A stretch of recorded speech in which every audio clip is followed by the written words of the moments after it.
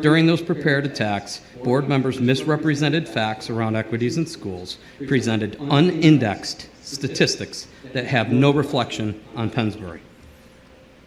You know what? I'm going to stop you there. We're not going to tolerate misrepresentation of facts around equity. So that's irrelevant, and you can stop. In your opinion?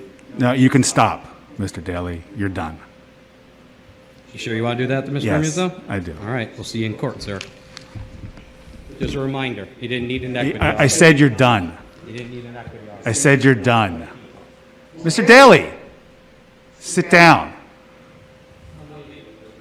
At the last meeting, the equity and critical race theory audit was reviewed, and the crux of that was that there were different... I apologize. It's not what it's called. That is not... That's how I'm addressing it, and that's not what it's called. That's what I'm calling it. I understand, but then that's not what it's your called. comments are irrelevant then if you're not going to call it by the right term. This is the equity policy.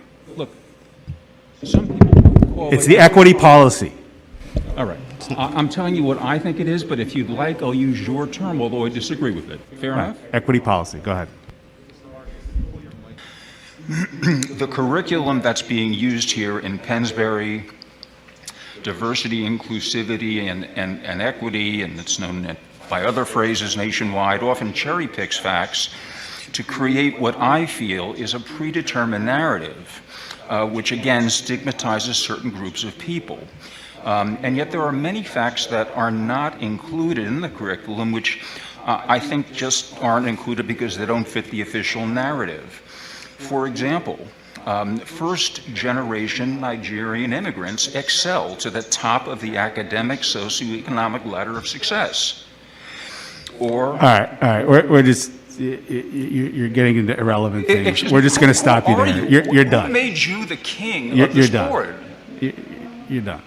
You're done. We're not going to take it, that is irrelevant. That's important because it breaks. You're done, Mr. No, I'm not. Yes, done. you are, Mr. No, Marshall. You're done. You are done. I will sue you as well. You're done. No, I'm not. You're done.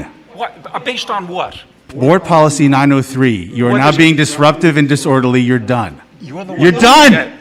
You know what? You're finished. You can count on being sued. I'm going to sue you.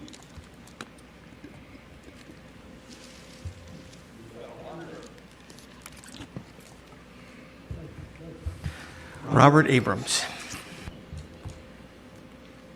Robert Abrams, Lower Mayfield Township. I want to thank Mr. Daly. While we were sitting here, he got me some numbers. Apparently, what was sent out by the district, 65%, considering for the diversity program, 65% are extremely happy now, 27% were neutral, 8% were unhappy.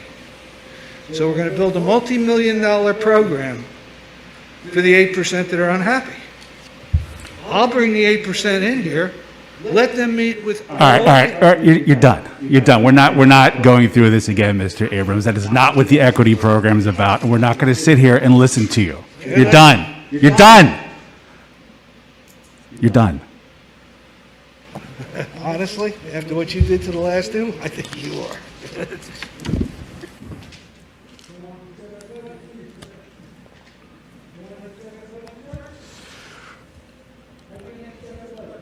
You're done. You've already violated the board policy. According to the policy, your public comment has been terminated.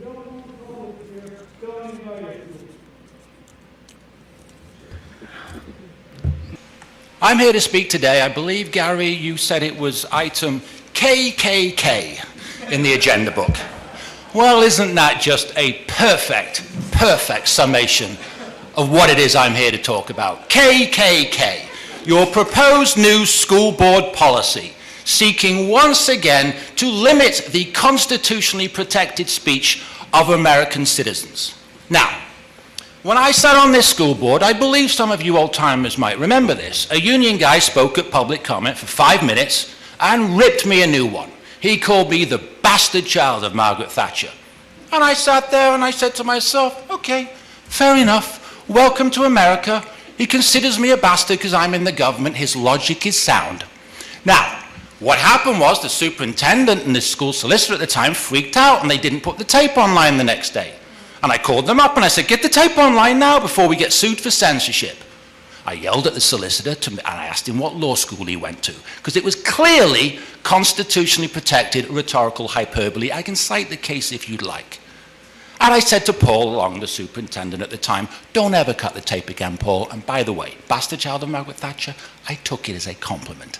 Now, you snowflakes apparently have a bigger problem with public comment. It seems to me that you think you can supersede the United States Constitution. Well,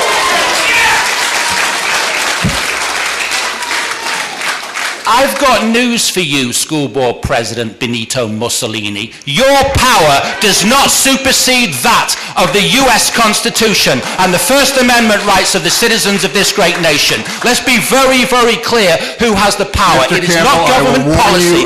Do not warn me or do not interrupt my time. That if you interrupt my make time, personal insults like that again, or if you personally direct your comments, you will be asked to step away from the podium. I'm going to quote to you, solicitor. I'm quoting, just a minute, do not talk over me.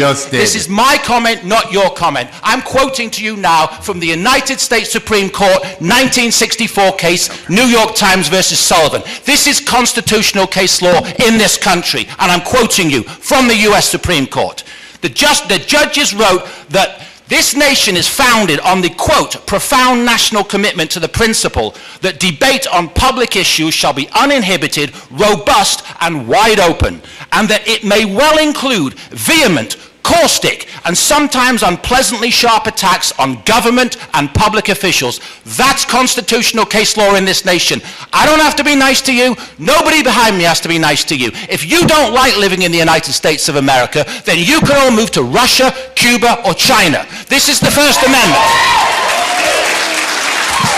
And I will caution you, solicitor. There is a video camera to my left. If you edit this tape, then you're going to have a big legal problem on your hands, because my right to critique your fascism, which is what this is constitutionally protected. There are emails, public record emails, in which the Director of Equity is lobbying and advocating for public comment to be censored in this school district. And you know what? You know what?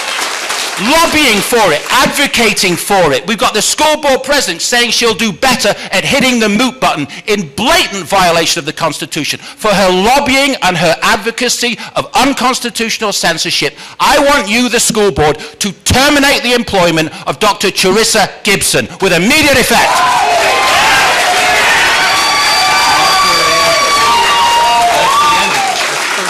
And after you've terminated her employment, I want all of you to tender your resignations for hating on this country. We have a God-given constitutional right to critique you, and we can speak in any lawful tone that we see fit. And don't go looking around, Benito, because this is the United States of America. You have a good... one more thing. I want to make a verbal request right now for an unedited copy of the tape. So if any of you delete it, you're going to have a big legal problem. Good night.